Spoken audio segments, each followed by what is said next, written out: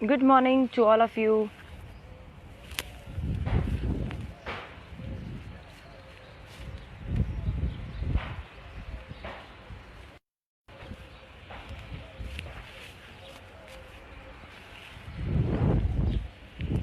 जो नए जुड़े हैं उनको गुड मॉर्निंग.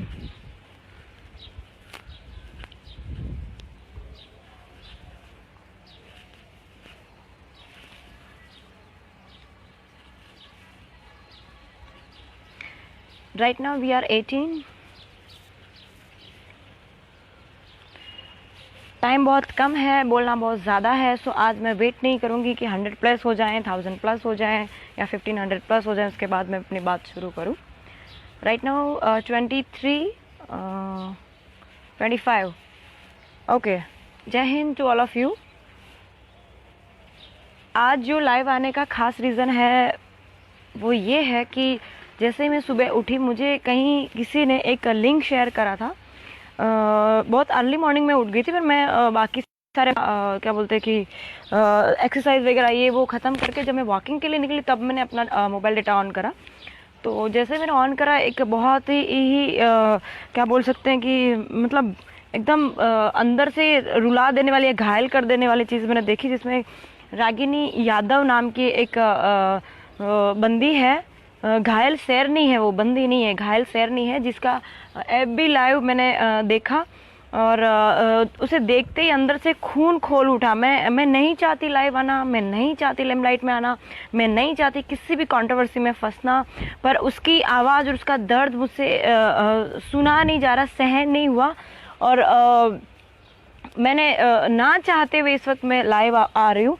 तो इसके बाद जो हो वो देखा जाएगा, लेकिन मुझे अपनी बात अपने फ्रेंड्स तक पहुंचानी है, अपने सपोर्टर्स लोगों तक पहुंचानी है. जो लोग मुझे मदद कर रहे हैं, जो लोग मुझे कह रहे हैं हम आपके लिए 24 घंटे अवेलेबल हैं, आपको जो भी हेल्प चाहिए मुझे कहिएगा.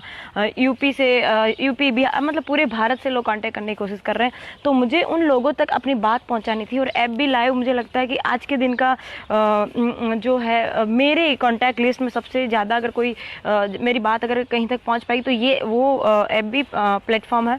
सो यहाँ आके मैं लाइव आके मेरे सपोर्टर जो मेरी मदद करना चाहते थे उन लोगों से मैं अपनी बात कहना चाहती हूँ.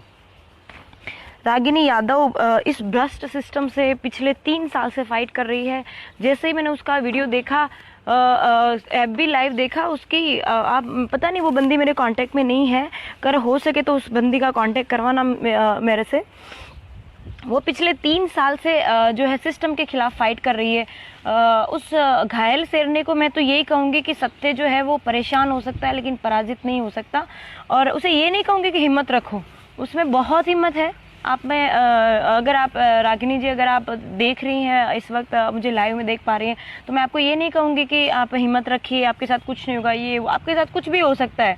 आप जो कर रहे हैं वो बिल्कुल सही तरीका है, बस ऐसे ही लड़ते रहिए.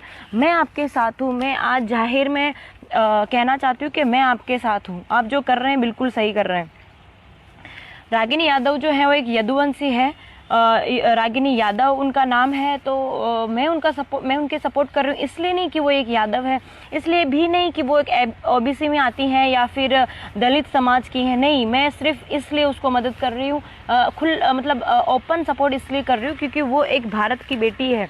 मुझे ऐसा लगता है कि मुझ तक तो सिर्फ एक ही चीज़ पहुंच पाई है जो परेशान है. इसके अलावा भी मुझे लगता है कि अपने भारत देश में बहुत सारी बेटियां ऐसी हैं जिनके साथ अन्याय हो रहा है.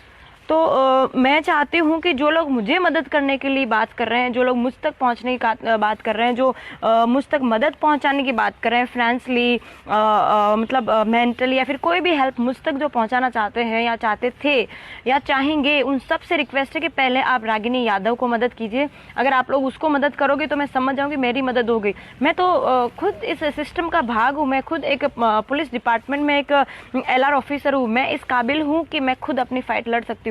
मैं ये तो नहीं कहूँगी आपकी ज़रूरत नहीं है, पर मैं ये कह सकती हूँ कि मैं खुद कानून की रखवाली हूँ या फिर मेरा फ़र्ज़ है कानून का जो है वो कानून कायदे का पालन करवाना. तो अगर मैं लोगों को मदद कर सकती हूँ तो मैं खुद की मदद कर सकती हूँ, इतनी काबिल हूँ. लेकिन जो रागिनी यादव है, मैं चाहती हूँ कि आप सब लोग उनको हेल्प करें. मैं चाहती हूँ कि आप उनको हेल्प करें। आप जो भी मुझे मदद करना चाहते थे, आप लोग अगर उनको मदद कर देंगे तो मैं समझूंगी कि यस, आप लोगों ने मेरी मदद कर दी है।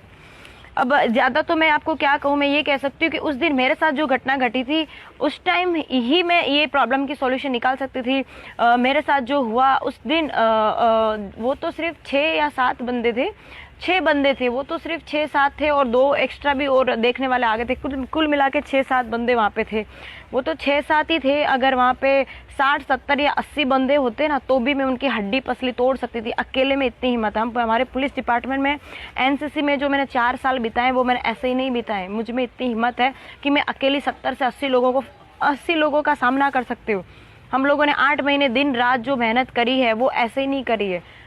सुबह मैंने पीटीसी जूनागढ़ से ट्रेनिंग ली है। जो लोग जानते हैं उनको पता ही होगा, जो नहीं जानते उनको बता दूं कि पीटीसी जूनागढ़ जो पुलिस ट्रेनिंग कॉलेज है, वहाँ पे हम लोगों को एक से बढ़कर एक एडीआई मतलब एडीआई से हम लोगों को ये सेल्फ डिफेंस का शिक्षण मिला है। और उन लोगों ने हम लोगों को इतना तैयार करके बाहर निकाला है कि मैं अकेली नहीं, वहाँ पे 1700 बंदियाँ ट्रेनिंग में थी। वो एक बंदी में इतनी पावर है कि वो अकेली इतने सारे लोगों को फाइट कर सकती है। ये तो सिस्टम है जो हम लोग को मजबूर कर रहा है शांति से बैठने के लिए। मैं ये आज खुल के कह सकती हूँ कि उस दिन मैंने यूनिफॉर्म पहन रखी थी और मैं मजबूर थी कि मैं कुछ ना कर पाई। लोग जो हैं वो ये कह रहे हैं कि इस बंदी ने गालियां दी, ये दी, वो दी। आप लोगों के सामने पहले भी कहा, अगेन आई रिपीट, कि सिर्फ गालियों वाली बात ही बात है यार। वो गालियों वाली बात भी मेरी ऑडियो जो है मेरी फ्रेंड ने बाहर निकाली।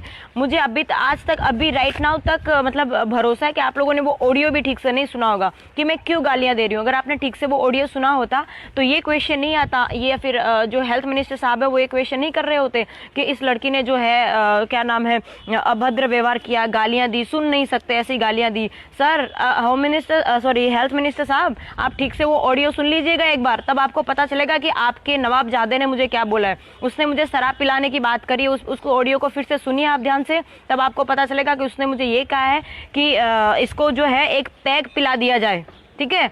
तो मैं कितना से मतलब हद होती है। मैं 1 घंटे से आपकी औलादों के साथ भेजामारी कर रही थी, 1 घंटे से आपके बेटे के लफंगे दोस्तों के साथ भेजामारी कर रही थी। जब मेरी बात ईमान पे आ जाती है, वो साले हरामियों की हाँ, आज मैं खुल के बोल रही हूँ कि उन साले हरामियों की इतनी औकात कि वो लोग मुझे दारू पिलाने की बात कर रहे हैं। खुद साले हरामी पी के आए और वो लोग मुझे पिलाने की बात कर रहे हैं। शुक्र मनाओ मैं उस दिन वर्दी में थी, वरना आपका जो बेटा और वो जो उसके लफंगे यार थे ना, कब तक टूट चुके होते, हाथ पैर और अपने सारे प्राइवेट पार्ट सब तुड़वा के जाते हरामी मुझसे। और ये चीज़ मुझे नहीं कहनी थी। मैं कानून में हूँ, मैं डिसिप्लिन में हूँ, मैं पिछले 1 महीने से कह रही हूँ मैं डिसिप्लिन डिपार्टमेंट में नहीं बोल सकती। आप लोग मेरा मुंह क्यों खुलवा रहे हो?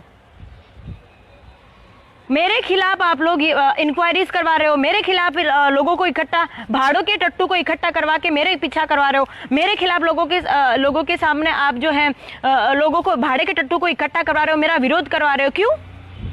अगेन बोल दूं हेल्थ मिनिस्टर साहब, ये सत्य है ना, वो परेशान हो सकता है, पराजित नहीं। और इससे पहले कि मैं अपना मुंह खोलूं, चुपचाप से अपने बेटे को ठिकाने पहुंचा दो। जो आपने बेल पे छुड़वाया ना, उसको चुपचाप वहां पे पहुंचा दो वापस, वरना वो दिन दूर नहीं जब मैं ये नौकरी मैंने इस्तीफा दे दिया था।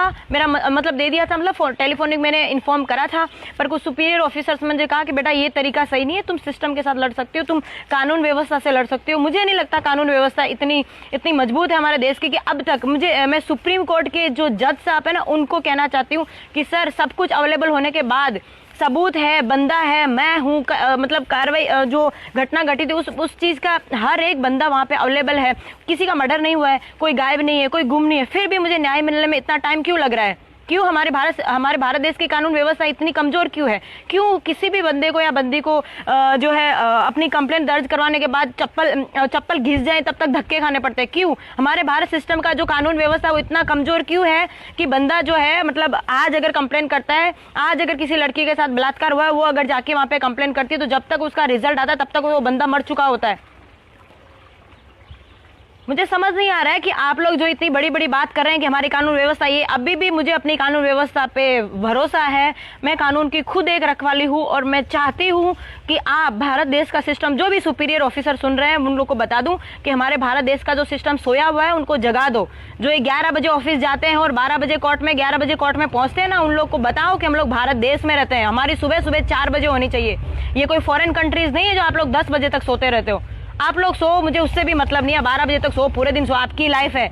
लेकिन मेरे साथ जो हो रहा है, मेरे जैसी हजारों लड़कियों के साथ जो देश में हो रहा है, वो होना बंद नहीं होगा तो मैं छोड़ दूंगी ये नौकरी और उतर जाऊंगी बगावत पे। जिसमें हिम्मत हो रोक लेना मुझे। अभी भी रिक्वेस्ट कर रही हूँ, हाथ जोड़ के रिक्वेस्ट कर रही हूँ हमारी कानून व्यवस्था पे, हमारे सुपीरियर ऑफिसर से, हेल्थ मिनिस्टर होम मिनिस्टर साहब से, डिफेंस मिनिस्टर साहब से कि सर आप क्या कर रहे हैं? हमारे भारत देश की लड़कियां सुरक्षित नहीं, हमारे भारत देश की बेटियां सुरक्षित नहीं, आप क्या कर क्या रहे हैं सर? नरेंद्र मोदी सर, माननीय श्री नरेंद्र मोदी साहब से मैं ये कहना चाहती हूँ कि मेरा ऐसा माना कि सुपीरियर पावर आपके पास है सर। आप जो है वो मंदिर बनवा रहे हैं सर, बहुत बड़ी बात है। मैं बहुत खुश हुई इस चीज़ को लेके कि जो लोग ऐसा कह रहे थे मंदिर बनेगा तो ये होगा वो होगा, उन सारे कमीनों की आपने आवाज़ बंद करके आज आपने मंदिर बनवा दिया। तो आप अगर ये कर सकते हो तो मेरा मानना है कि आपके लिए बहुत छोटी सी बात होगी हमारी भारत देश की जो बेटियाँ उनकी सुरक्षा करना। सॉरी सर अगर ज़्यादा कुछ बोल रही हूँ, अगर मेरे बोलने में अगर आप लोगों को लगता है कि मैं अपने दायरे से बाहर जा रही हूँ तो माफ़ कीजिए सर, लेकिन मैं मजबूर हो गई हूँ। एक रागिनी, आज सुबह ही मैंने देखा एक रागिनी यादव नाम की जो घायल शेरनी है, बंदी या लड़की नहीं कहूँगी, घायल शेरनी या फिर हमारे देश की बेटी, पिछले 3 साल से इस सिस्टम के साथ फाइट कर रही है। इस सिस्टम से परेशान हो गए कुछ खाकी वाले हैं जो उसने ऐसा कुछ उसे गालियां दी जा रही है, उसे गंदी गंदी गालियां दी जा रही है, कुछ हजारों बार गालियां दी जा रही है।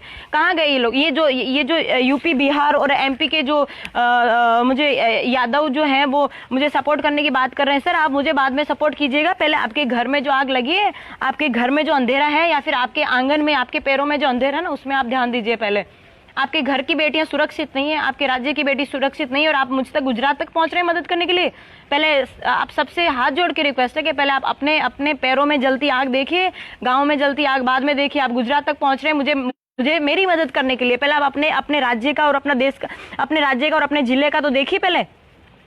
ठीक है, कोई बात नहीं, आप लोग मेरी मदद के लिए आ रहे हैं, आप सबका धन्यवाद है कि आप मेरी मदद के लिए आ रहे हैं। पर मैं आपको कहना चाहती हूँ कि मैं तो इस काबिल हूँ कि मैं अपने आप की मदद कर लूंगी, लेकिन वो बेटी भी इस काबिल है। वो अकेली शेरनी पिछले 3 साल से उन हरामियों के साथ लड़ाई कर रही है, वो उसे गालियां दे रहे, गंदी गंदी गालियां दे रहे, फिर भी उस सिस्टम के साथ, लोगों के साथ फाइट कर। कुछ पुलिस वाले गद्दार, यस आज मैं कहना चाहती हूँ, कुछ पुलिस वाले गद्दार जो नौकरी और खाते सरकार के हैं और गुलामी करते हैं इन भ्रष्ट नेताओं की।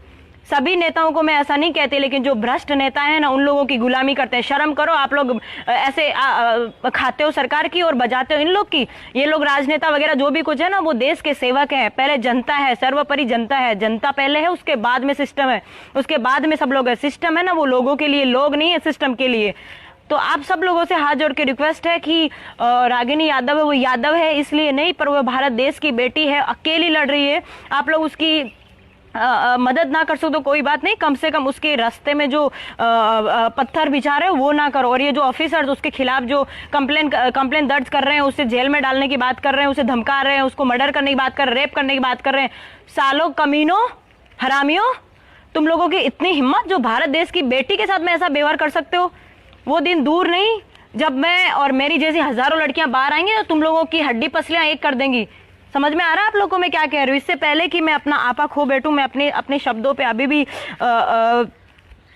भी मैं कंट्रोल रखना चाहती हूँ। मैं नहीं चाहती कि जो है किसी भी नहीं, चलो मैं नहीं डरती किसी भी, कुछ भी, जहाँ जिसको फंसाना है फंसा ले, ठीक है, जिसको जो बिगाड़ना बिगाड़ ले। मैं सुनीता यादव और राइट नाउ मैं जैसलमेर राजस्थान में हूँ, जिसके बाप की जो हिम्मत हो उखाड़ ले, ठीक है।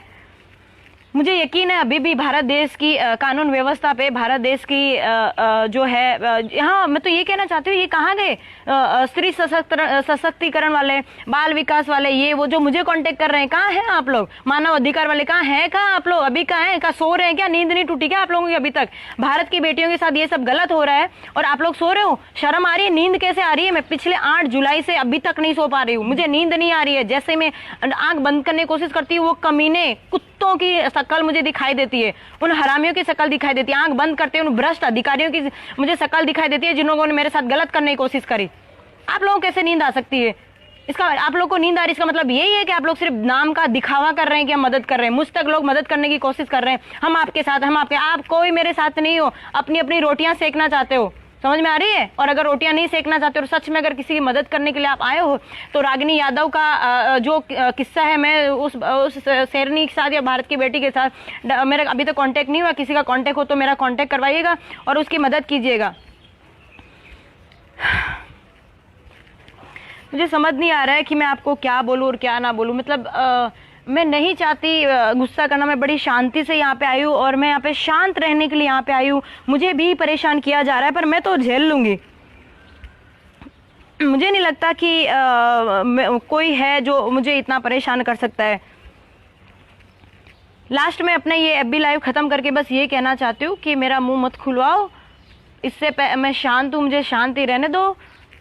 और ये मैं खुल के आज कह रही हूँ कि या तो हमारा सिस्टम या तो हमारा जो भारत देश की कानून व्यवस्था है, ये सब लोग अगर जाग जाएं टाइम पे तो ठीक है। मैं इस्तीफ़ा अपना दे चुकी हूँ, मतलब लिखित में देना बाकी था, अपने मैं सुपीरियर ऑफिसर से समझाने की वजह से मैंने कैंसिल किया। अगली बार मैं इस्तीफ़ा दे के उसका मंजूर होने का इंतज़ार नहीं करूँगी।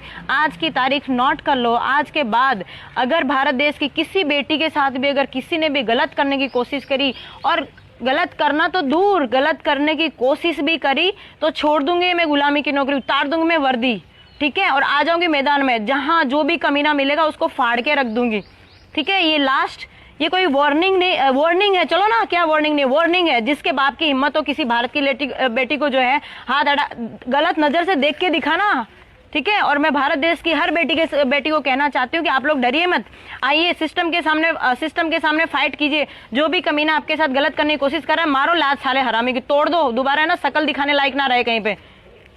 और भारत देश की हर बेटी को मैं रिक्वेस्ट करना चाहती हूँ कि आप लोग बाहर आओ। आप लोग को लगता है कि आप लोग कुछ नहीं कर सकते, गलत है। आप लोग संतोषी माँ बन के बैठे रहेंगे तब तक ये लोग ऐसे आपको नोचते रहेंगे। बन जाओ रणचंडी और आ जाओ मैदान में। सिस्टम, समाज और कानून व्यवस्था के इंतजार मत करो, खुद आ जाओ। मोदी जी कह रहे हैं ना कि आत्मनिर्भर बनो। यस, मैं आपसे कह रही हूँ बेटियों, आत्मनिर्भर बनो। भारत की बेटियों जागो, आप लोग आत्मनिर्भर बनो। किसी की इतनी हिम्मत कि आप लोग के साथ गलत करने की कोशिश करें, अरे कोई देख भी ले ना तो जाओ साले हरामी को तोड़ के आओ, और जो होगा उसके बाद मैं देख लूंगी। कांटेक्ट करो मुझसे, अपनी जगह। उसके बाद किसी के बाप से नहीं डरती मैं।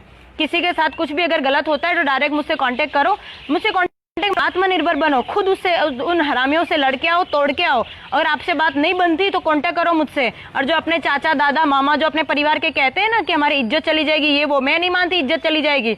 हमारे साथ गलत होता हम चुपचाप बैठ जाए तो उसमें इनकी इज्जत है, और हमारे साथ गलत होता हम लोग कुछ बोलते तो इनकी बेइज्जती हो जाती है। शर्म है ऐसी लालच भरी जिंदगी पे और ऐसे हरामी सिस्टम पे जो हम लोग को चुप होने के लिए बोलते हैं। मैं हर एक बेटी को बोलती हूँ कि बाहर निकलो और खुले में आराम से घूमो। ये भारत देश के बेटे अगर आराम से घूम सकते तो हम क्यों नहीं घूम सकते? हमारी छोरियां छोरों से कम है के? हाँ, अगर कम है तो इनको दिखा दो हरामियों को। नहीं, हम कम नहीं है। अगर हम लोग अपनी असलियत पे आए ना तो तुम सालों हरामियों की हड्डी पसली एक कर देंगे, ठीक है।